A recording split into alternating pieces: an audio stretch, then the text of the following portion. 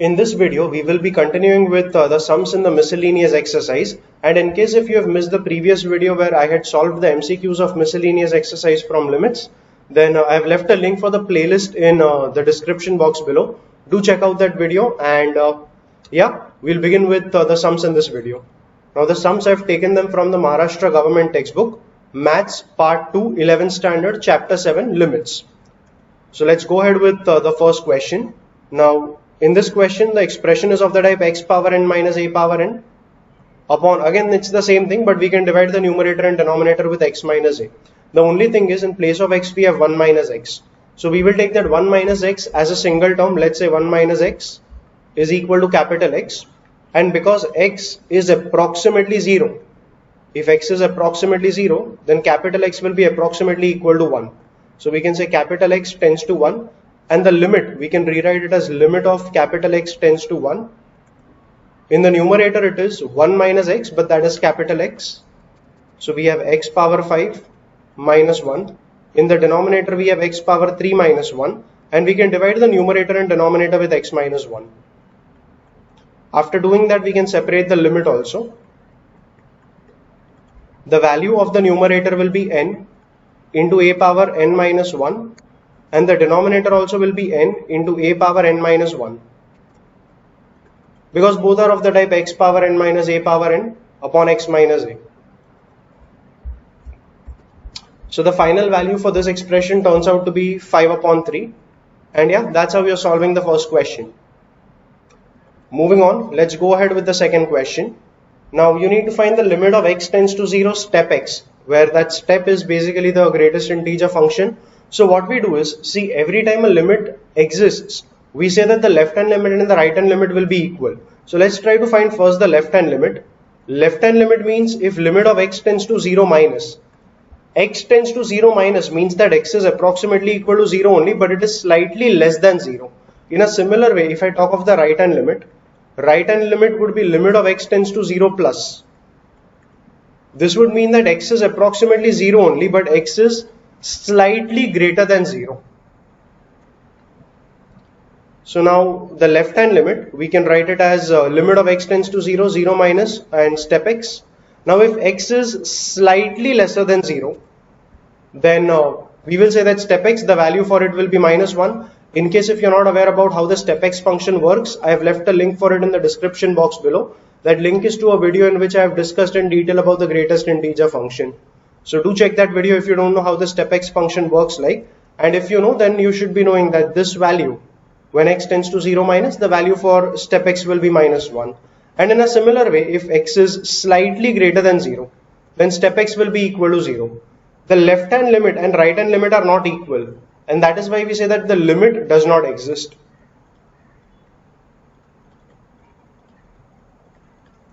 So that's how we are solving our second question, and with that we go ahead with the third one.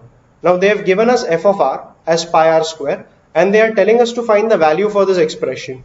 So we can straight away start evaluating it. This would be limit of h tends to 0. F of r, we know that is pi r square. So what would be f of r plus h? You are replacing r with r plus h on the left hand side, so you replace r with r plus h on the right hand side also. So this would be pi into r plus h the whole square, and that is the value of f of r plus h that we will substitute in the expression here. Okay, so we have limit of h tends to 0, f of r plus h is pi r plus h the whole square minus f of r, that would be pi r square,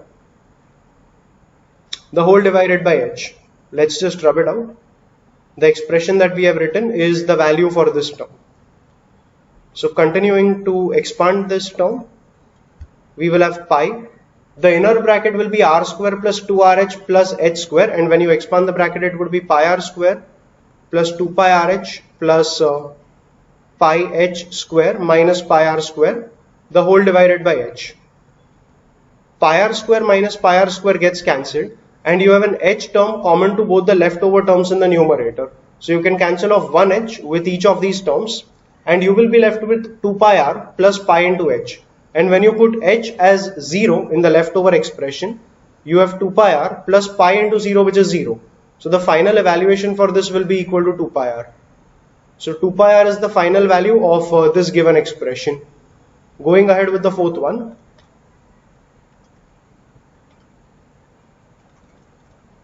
We have limit of x tends to 0, x upon mod x plus x square. So again you can try to evaluate the left hand limit and right hand limit separately. We are doing that because we have a mod x term here. Now see, left hand limit means limit of x tends to 0 minus. When I say x tends to 0 minus, x is slightly less than 0. That is, x will be a little negative number. I mean a very small number but negative. So we have x upon, if x is a negative number, then mod x, see, we basically need the positive value of x. Mod x will be equal to x only if x had been a positive number, but if x is a negative number, then I can't write mod x equal to x, because see, if I write mod x as x, x was itself a negative number, but I can make it positive by writing an additional minus here, because this minus will cancel off the minus sign that x has, and finally this entire term will be positive given that x is negative. So mod x will be equal to minus x if x is negative, and mod x will be equal to x if x is positive. So if x tends to 0 minus, x will be negative, and mod x in that circumstances will be negative. So I will write it as, mod x in these circumstances will be minus x. So we can write it as minus x plus x square. That's the function for limit of x tends to 0 minus. And for right hand limit, we have limit of x tends to 0 plus. That means x is positive and mod x will be equal to x only. From the numerator and denominator, in this case, from the numerator and denominator you can pull out, from the denominator you can pull out an x common, cancel it with the x which you have in the numerator, and you will be left with 1 upon minus 1 plus x, and here you will be left with, similarly like you just have to pull out an x common from the denominator, cancel it with the x in the numerator, you have 1 upon 1 plus x, and yeah, you need to write the limit also. So limit of x tends to 0 minus, and here you need to say limit of x tends to 0 plus. Okay. So when you put x as 0 in this expression, you get minus 1. When you put x as 0 in this expression, you get 1. And again you see that the left hand limit and right hand limit are not equal. Because the left hand limit and right hand limit are not equal, we will say that limit does not exist. That's how we are solving our fourth question. We go ahead with the fifth question. Find the limit of the function if it exists at x equal to 1. So again at x equal to 1, we will try to find the left hand limit and right hand limit. The left hand limit says limit of x tends to 1 minus f of x. Now keep in mind, 1 minus means x is slightly less than 1, and if x is less than 1, the function is 7 minus 4x. So I will replace that f of x with 7 minus 4x. And when I put x as 1 in this given expression, I have 7 minus 4, that is equal to 3, and that's our left hand limit. Try evaluating the right hand limit. So we have limit of x tends to 1 plus f of x. The function has been given to us as x square plus 2 for x greater than 1. So I will write f of x as x square plus 2, and when you put x as 1 in this expression, you have the right hand limit as 3. Now because the left hand limit and right hand limit both are equal to 3, we will say that limit of x tends to 1 f of x, that will be equal to either the value of the left hand limit or the right hand limit, both of which are equal to 3. So limit of x tends to 1 f of x will be equal to 3. Going ahead with the sixth one, here we are using the squeeze theorem, or what I have read many a times as the sandwich theorem also. So you need to find the limit of x tends to 3 f of x, given that f of x always lies between 7x and 3x square minus 6. So take a limit of x tends to 3 for each of the functions in this inequality. So limit of x tends to 3, 7x will be less than or equal to limit of x tends to 3 f of x less than or equal to limit of x tends to 3 3x square minus 6. So when you put x as 3 right here, you have 21 less than or equal to limit of x tends to 3 f of x less than or equal to, put that 3 here, so you have 3 into 3 square, that is 3 into 9, which is 27, minus 6, which is equal to 21. So limit of x tends to 3 f of x should either be, from this entire thing you can very clearly make out that limit of x tends to 3 f of x, there's only one possibility, that the value for this will be equal to 21. Okay, so that's how we are using the squeeze theorem to find the value for limit of x tends to 3f of x. Moving on with the seventh question. From here on, the questions are going to be based on the formula only. So you can start applying the formula that you have learned in the earlier part of the chapter and evaluate the final value of these given limits. So you can say this is limit of x tends to 0. We can write sec of x square as 1 upon cos of x square minus 1 upon x power 4. If you club the two terms in the numerator, you have 1 minus cos of x square divided by cos of x square, and write that x power 4 along with that cos of x square in the denominator only. So we have x power 4 and cos of x square. If you separate the limit, you have limit of x tends to 0, 1 minus cos of x square divided by, write that x power 4 as x square the whole square, and the other limit goes with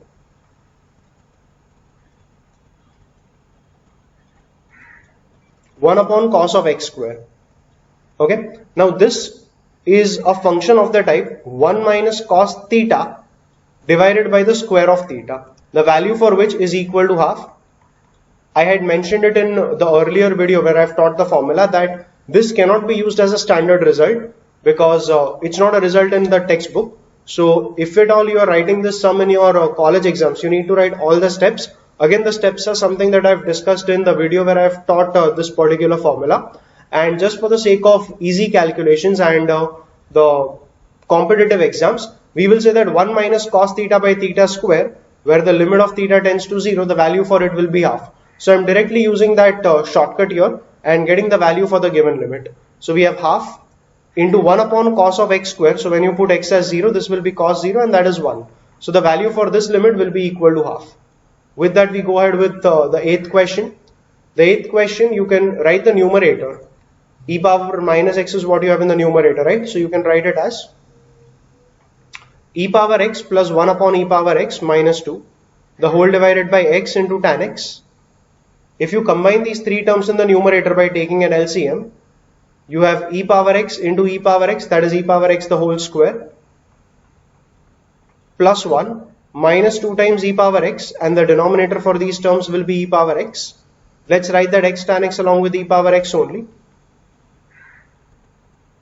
If you check these terms in the numerator, think of e power x as k. So you have k square minus 2k plus 1, and that would represent the expansion of k minus 1 the whole square. So this will be e power x minus 1 the whole square, and now divide the numerator and denominator with x. Okay, so we have the denominator as x e power x into tan x.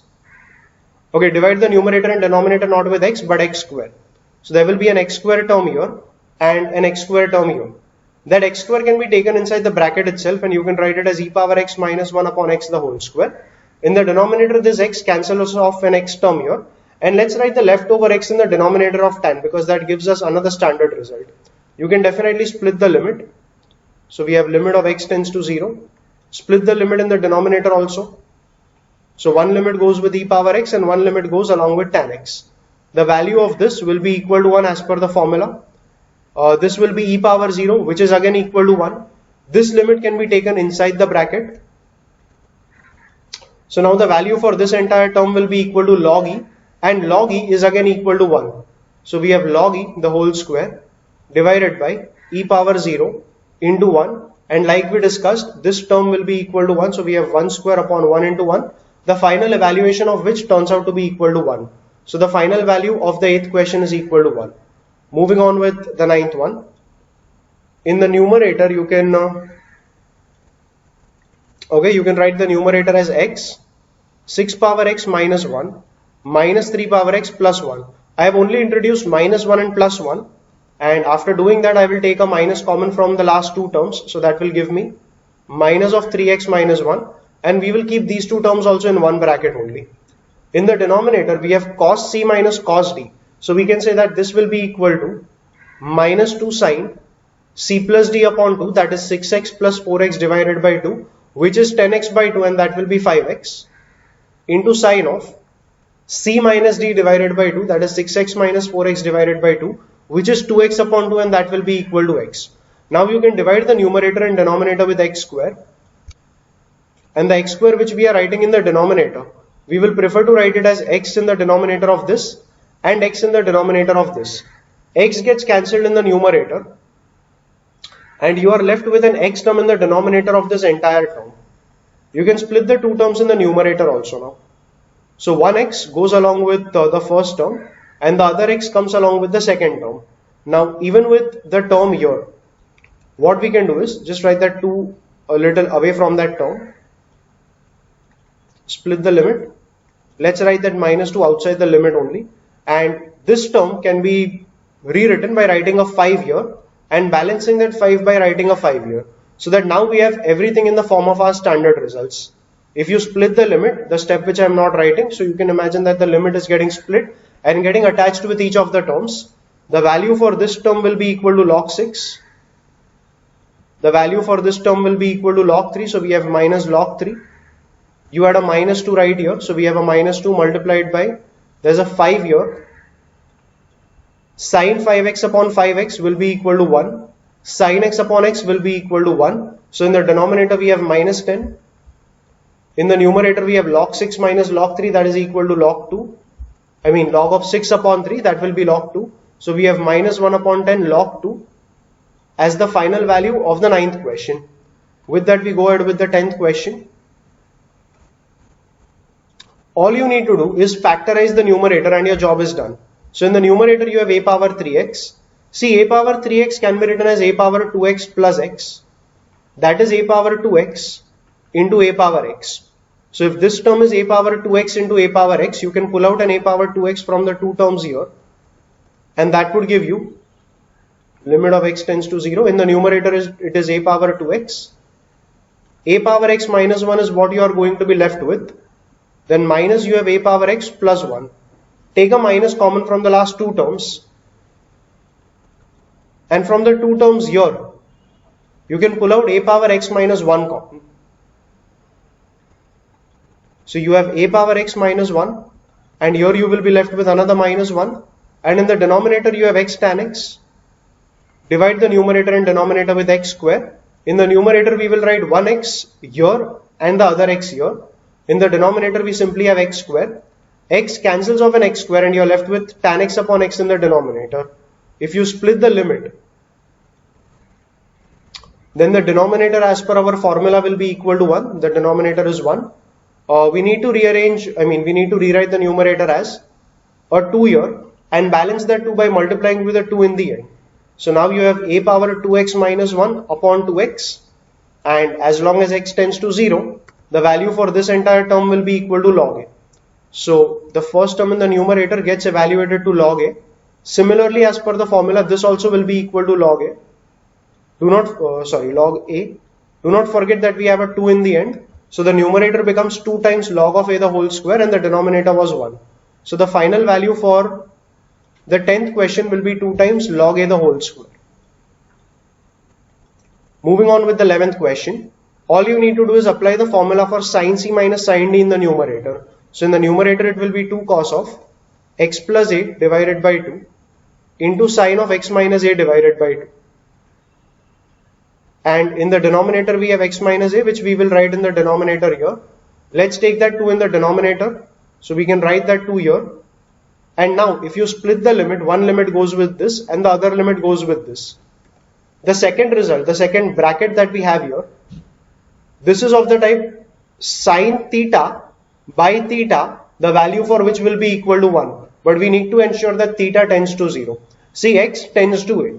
If x tends to a, x will be approximately equal to a. In that case, x minus a will be approximately 0 and x minus a upon 2 will also be approximately 0.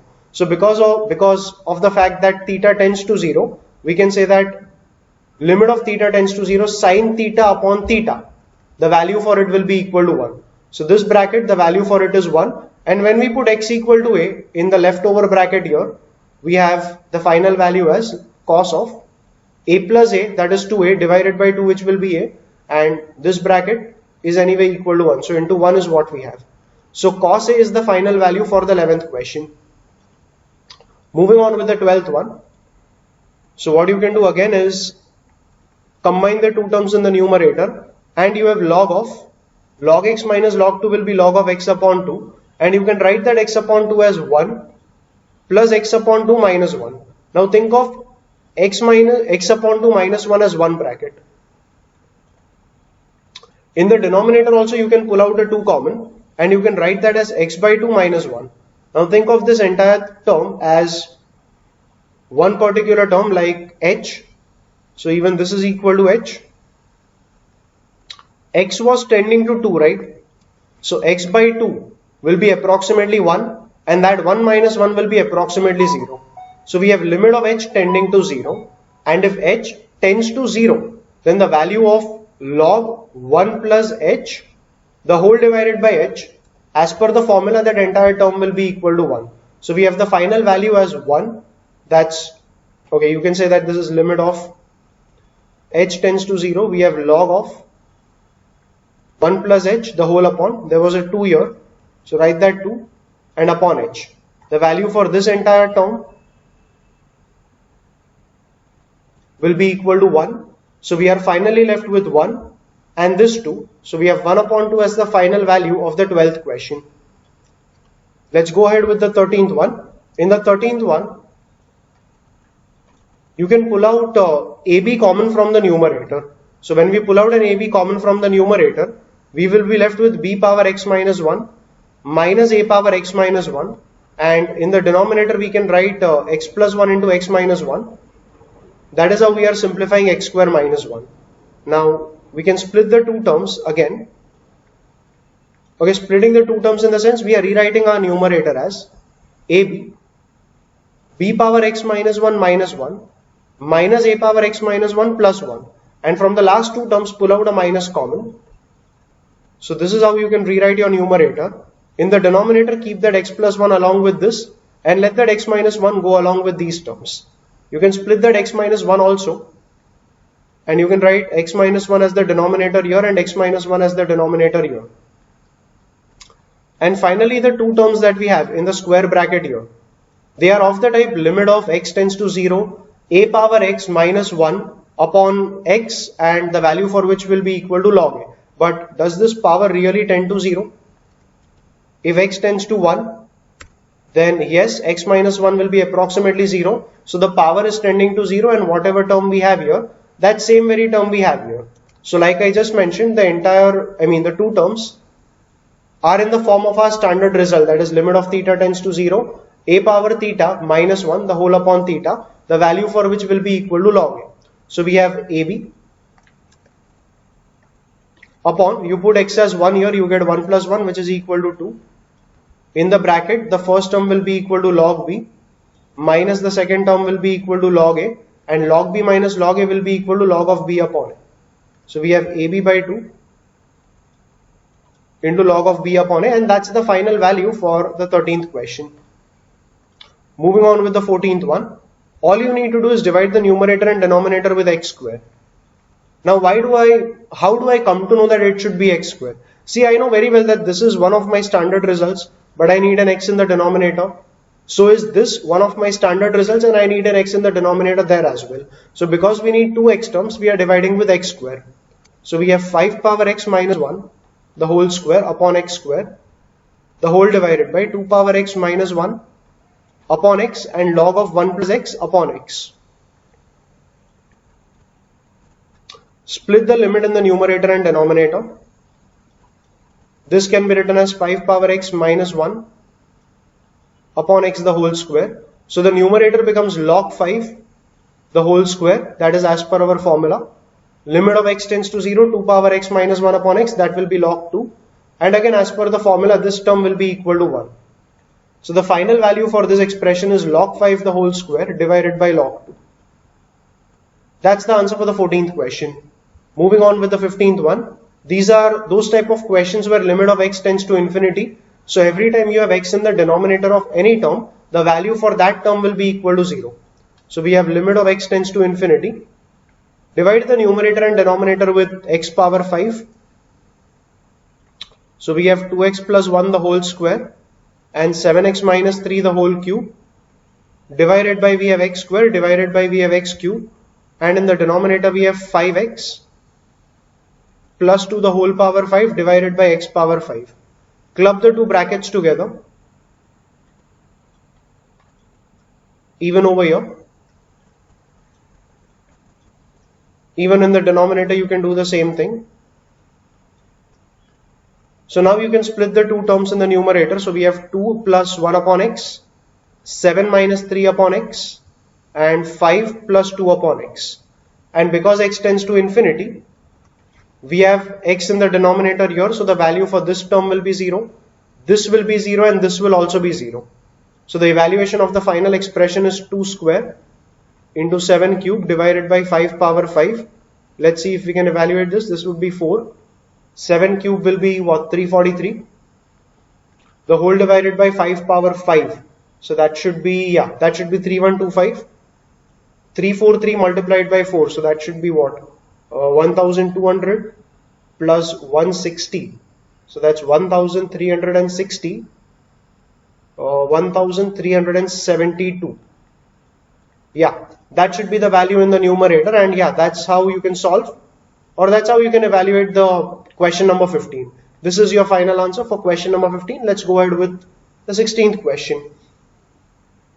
This is a little tricky problem, but it's a sum that can be solved by the standard steps. Okay, it looks a little tricky.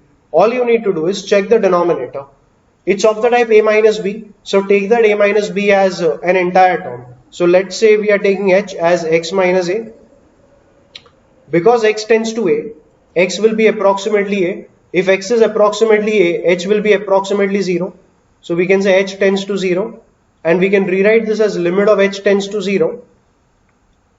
X, if h was x minus a, take that a on the left and you will have x as h plus a. So we can write this x as h plus a times cos a minus a into cos of x will again be replaced with h plus a, and in the denominator we have h. So we have in the numerator limit of h tends to 0, h cos a plus a cos a minus, if you expand this bracket, cos of h plus a, that will be cos h into cos a minus sin h into sin a. Expand these two terms also, so we have minus a times cos h cos a plus a times sin h into sin a. Let's expand this term in the numerator only. So we have h cos a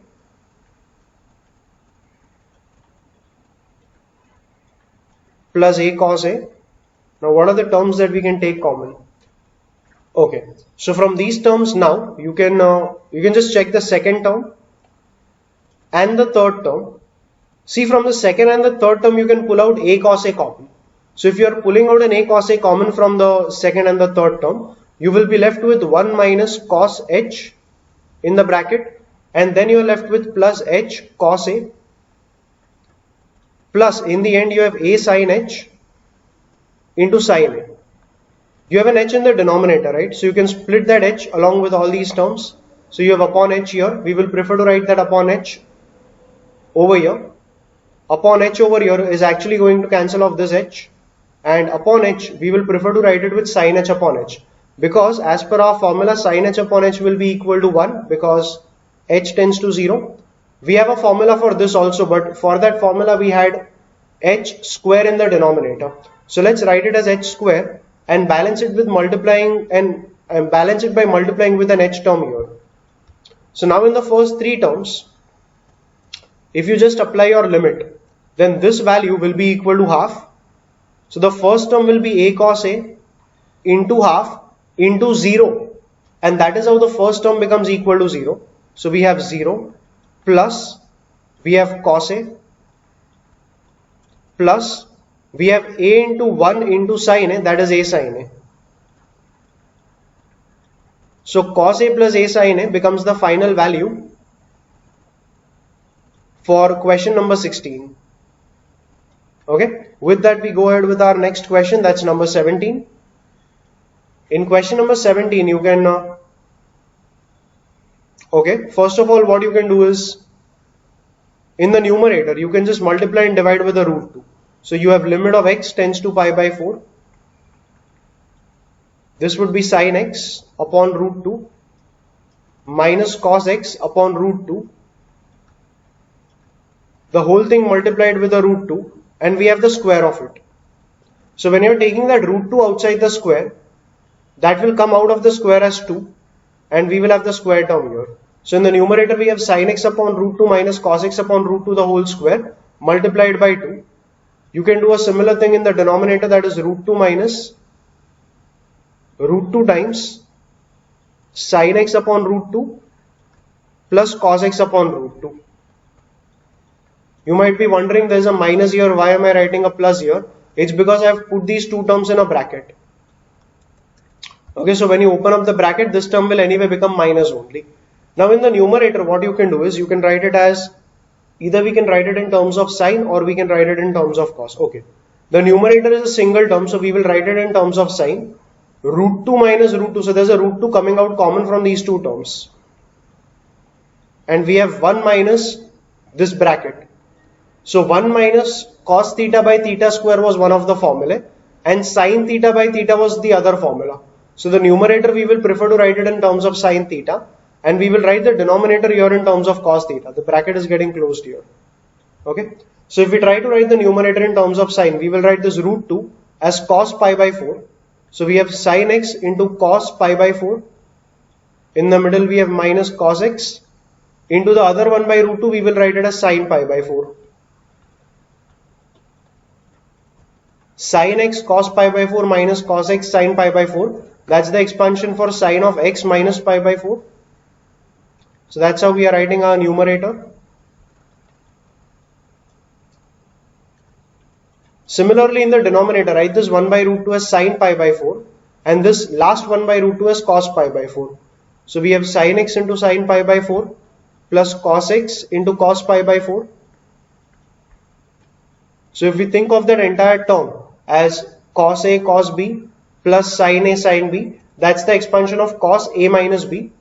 So that second bracket is the expansion of cos x minus pi by 4.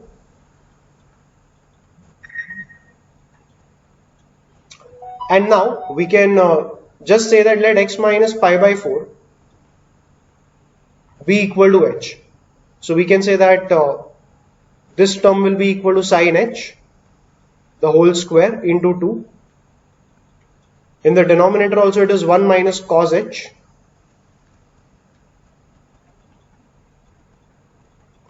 And the limit of x tends to pi by 4 will be changed to h tends to something.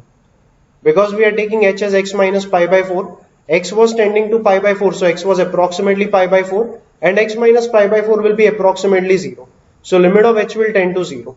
Now in the denominator and numerator, you can divide both of them with h square. So this was already sin square h upon h square upon h square.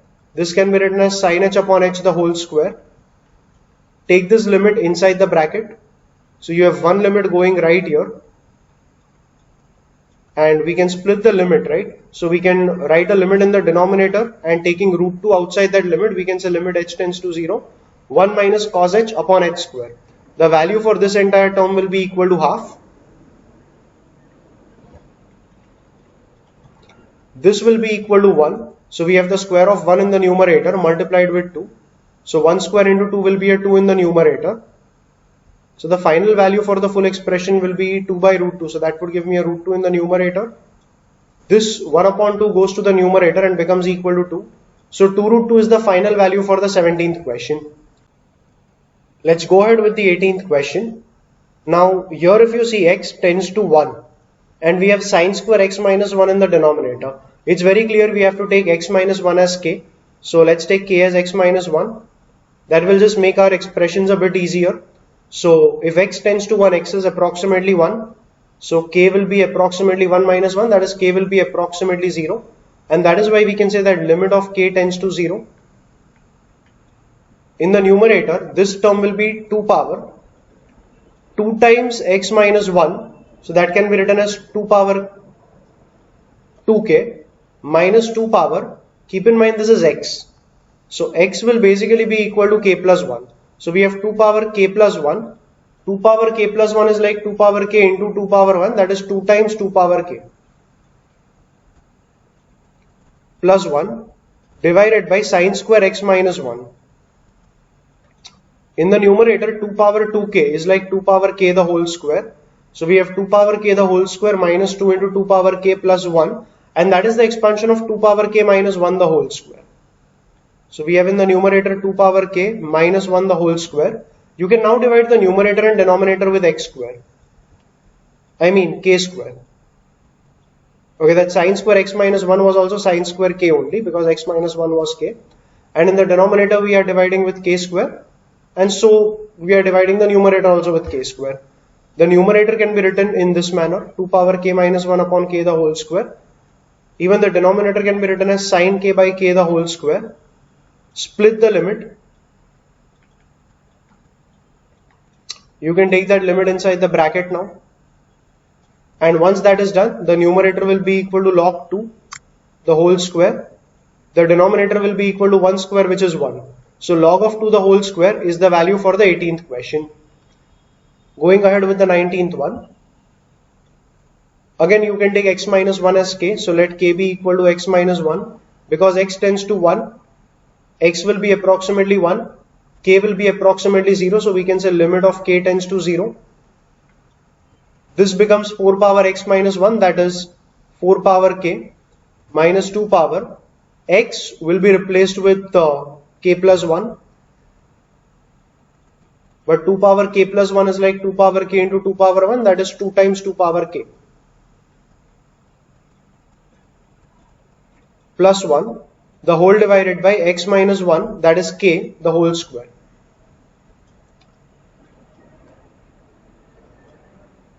Okay, 4 power k can be written as 2 square, the whole power k. That's like 2 power 2k.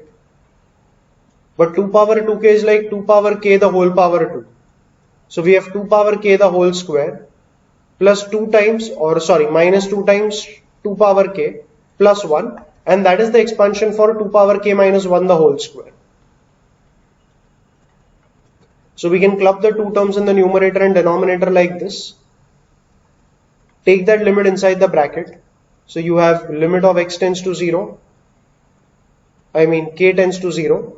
2 power k minus 1 upon k the whole square. The value for that inner bracket will be log 2. So log 2 square will be the final value for the 19th question. Moving on with the 20th one.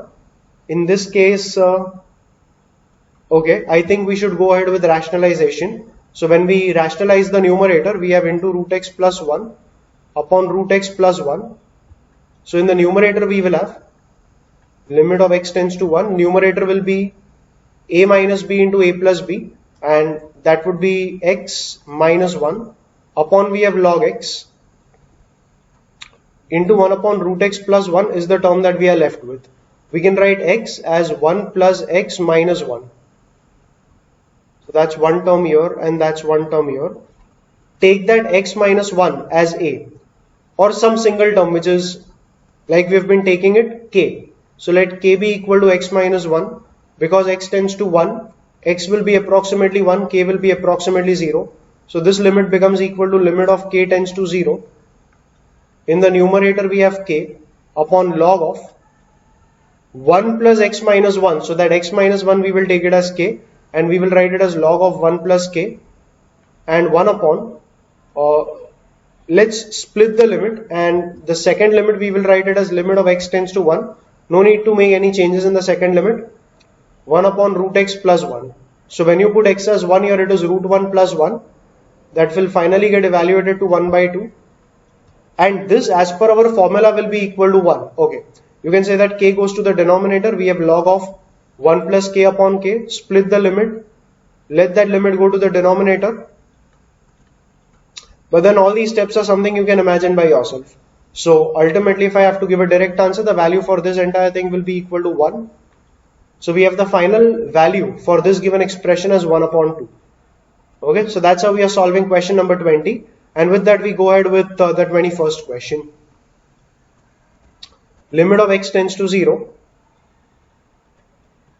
Should we rationalize that? Well, even if we don't, it is absolutely fine. We can write this inner term 1 minus cos x as 2 sine square x upon 2.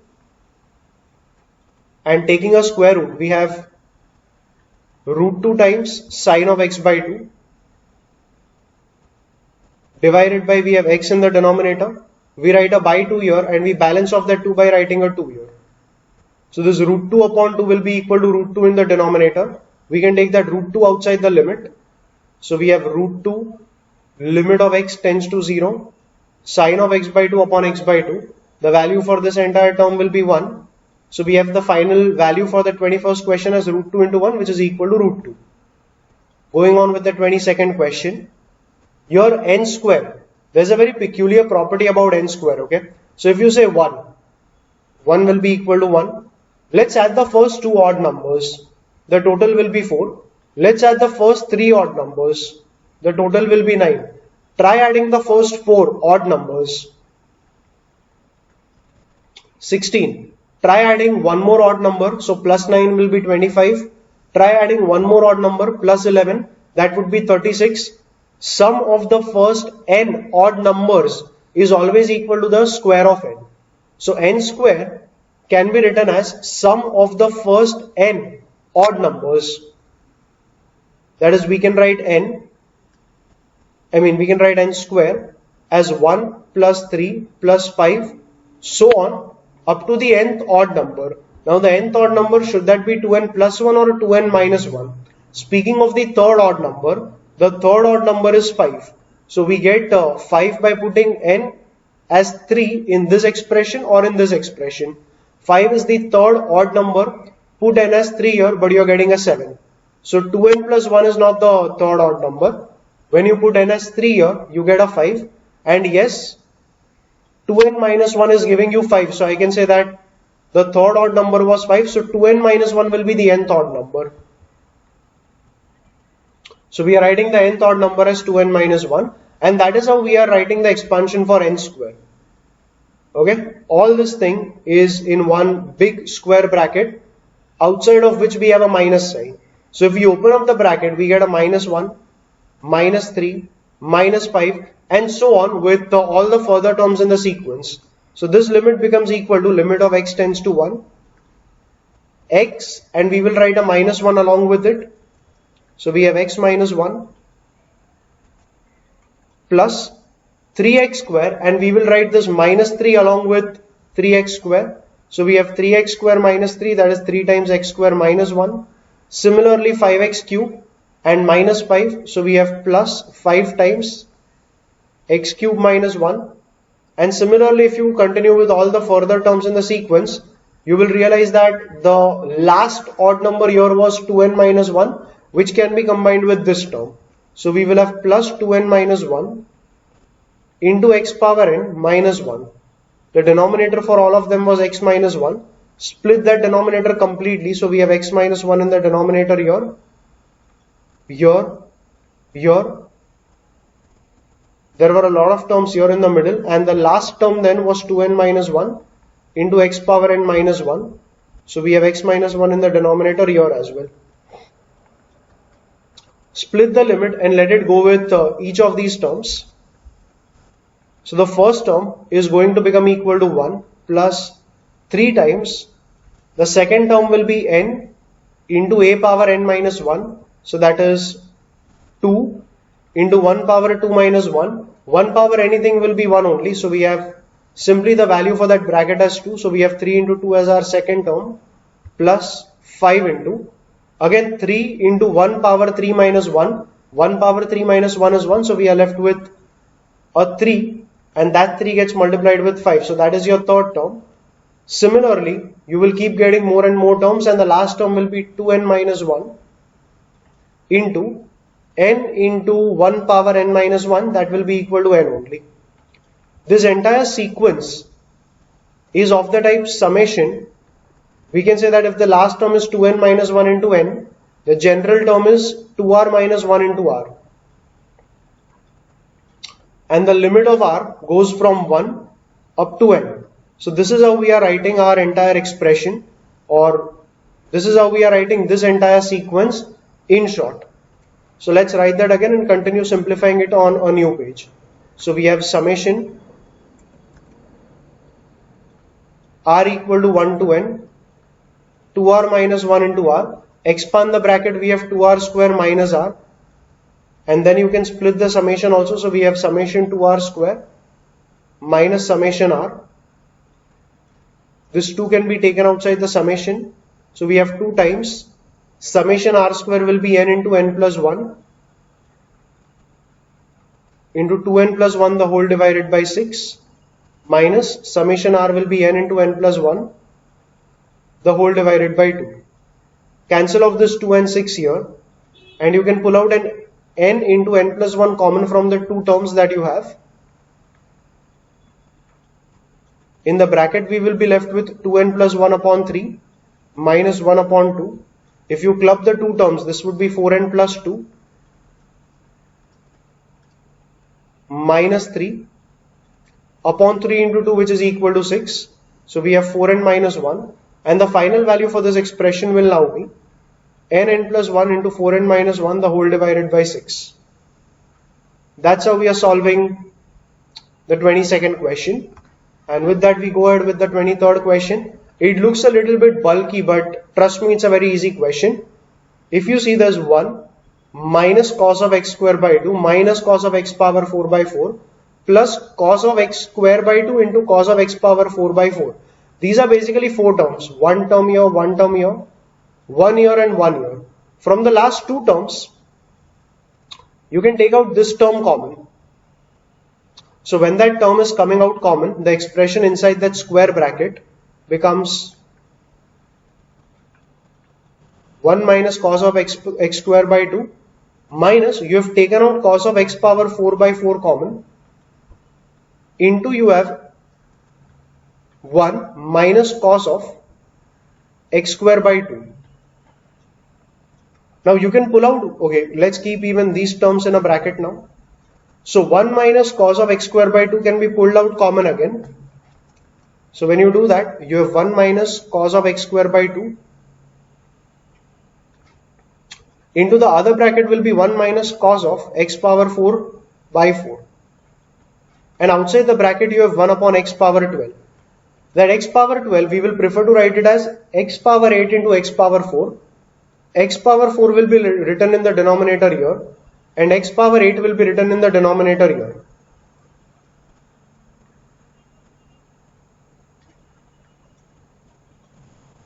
So that's how we can rewrite the entire expression, and the limit of x is tending to 0 for both these brackets. Now if you realize, we have x square by 2 here, so we need the square of it in the denominator here. So we need x power 4 by 4, and this 4 will be balanced by writing a 4 here. Let's write it completely outside the brackets. So we have 1 by 4 as an additional term here. Similarly, the square of this, we require it in the denominator here. So we write upon 16 here and balance it with a 16 in the denominator. We will write it separately right here. The value for this entire expression, as per our shortcut or as per our formula, you can say, is equal to half.